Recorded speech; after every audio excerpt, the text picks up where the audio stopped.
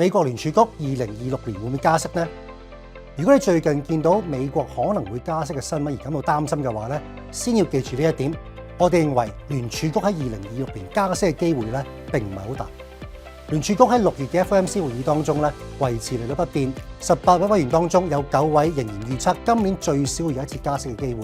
而期貨市場目前咧亦都係顯示咧2026年可能有1至2次加息嘅空間。但係我哋認為咧，而家聯儲局並冇加息嘅必要。咁最近整體嘅通脹上升咧，主要係因為汽油價格推高。汽油價格喺5月見頂之後咧，已經開始回落。咁亦都已經可以咧，將未來幾個月嘅整體通脹咧帶嚟一啲嘅舒緩。咁能源以外嘅核心通脹咧，仲未有上升嘅趨勢。咁呢個咧，亦都俾呢個聯儲局留有一啲空間咧，係維持現狀。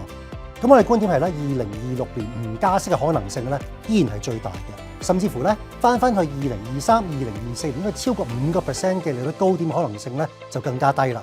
咁呢個環境當中咧，對於股票啊或者企業債嚟講咧，係相對地有利。對投資者嚟講，唔好因為加息嘅消息而打亂部署，應該繼續保持投資。